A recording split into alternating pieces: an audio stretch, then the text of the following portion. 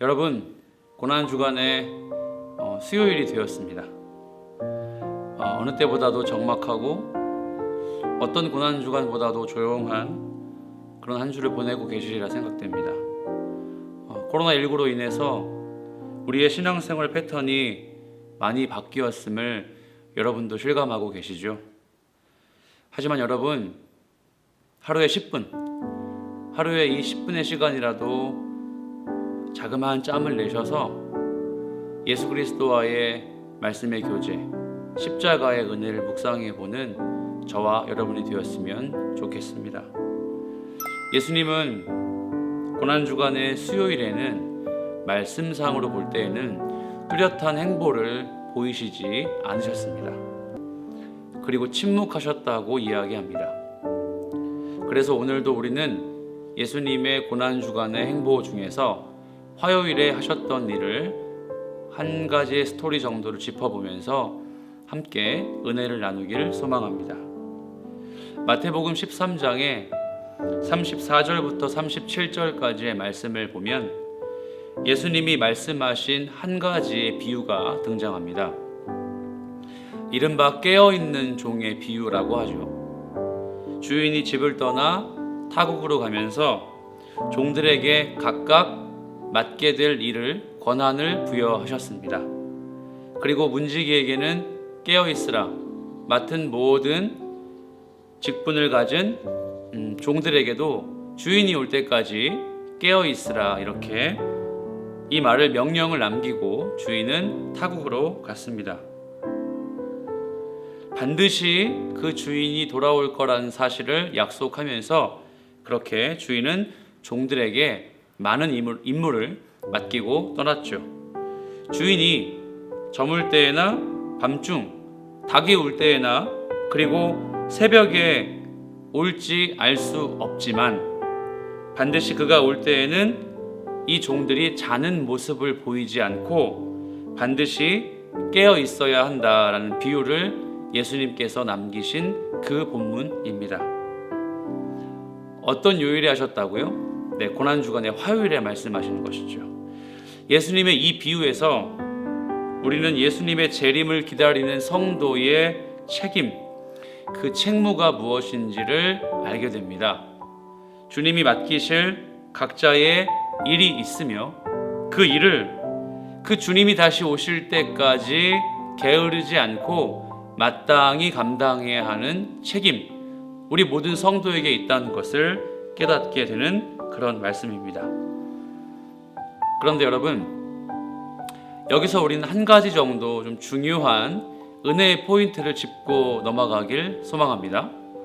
여러분, 여기 보시면 예수님이 이 비유를 말씀하실 때에 마가복음 13장의 35절에 이렇게 나와 있습니다. 저물 때, 밤중에, 닭이 울 때, 그리고 새벽.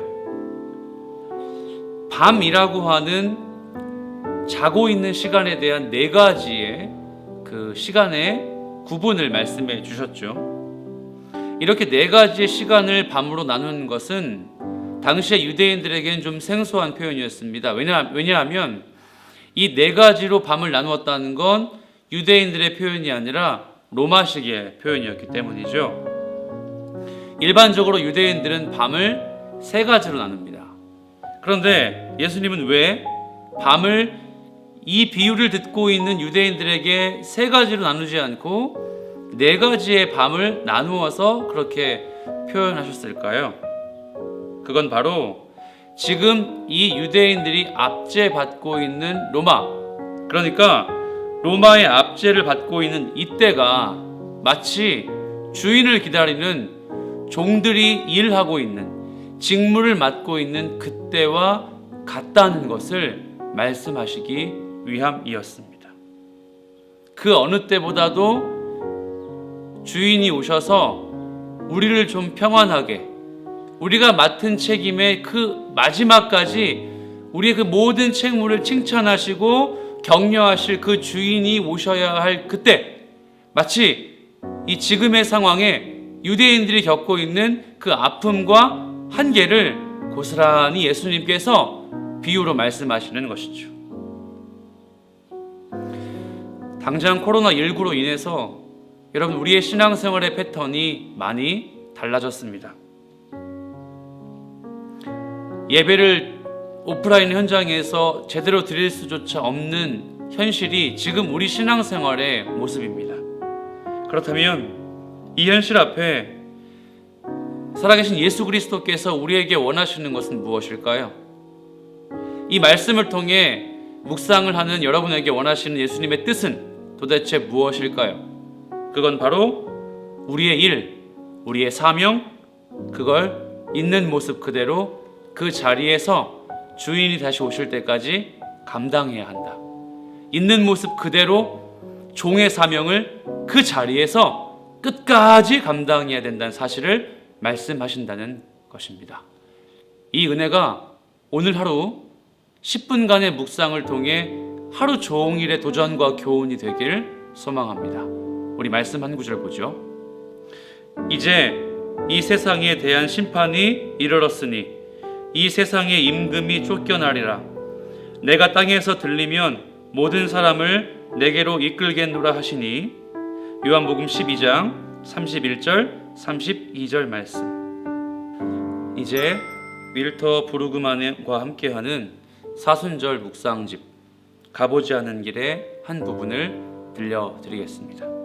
사순절을 보내며 우리를 미혹하는 이 세대의 통치자와 그들에 대항하는 나사렛 예수 사이에 서 있는 우리가 생각해 볼 만한 세 가지 진리가 있습니다.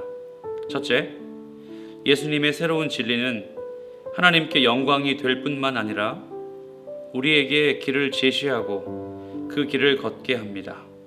둘째, 온 우주의 주인이신 하나님은 자신의 속성에 부합하는 예수님의 새로운 진리를 승인해 주셨습니다.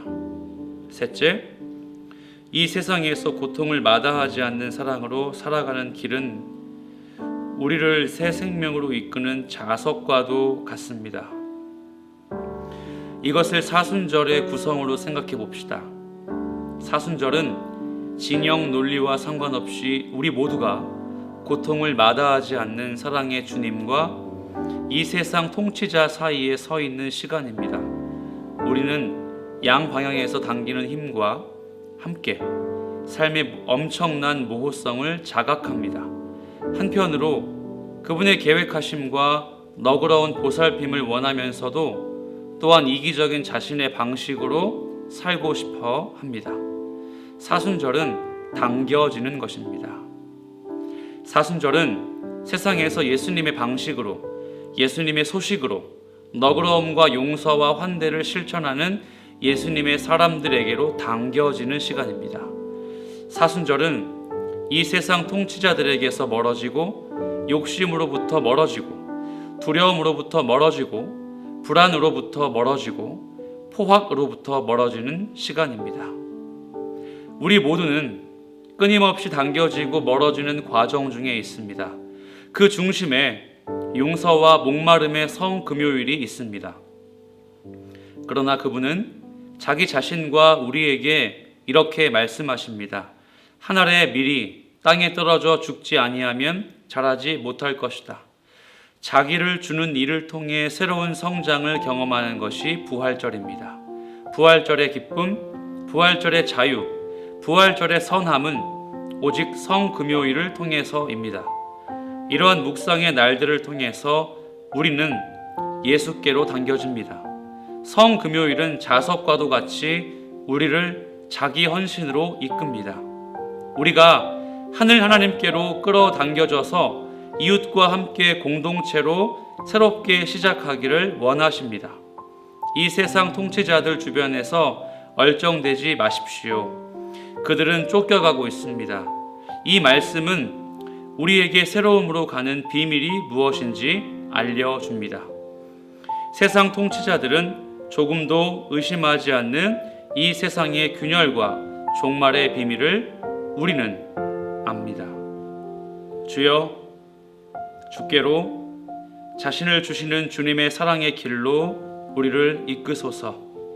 사랑이 아닌 모든 것들인 탐욕, 두려움, 불안, 포악의 세력으로부터 우리를 이끄소서. 주께로 이끌려가고 세상의 힘들로부터 멀어지는 사순절의 경험 속에서 새 생명이 기다리는 부활절의 의미를 발견하게 하소서. 주 예수 그리스도의 이름으로 기도합니다. 아멘.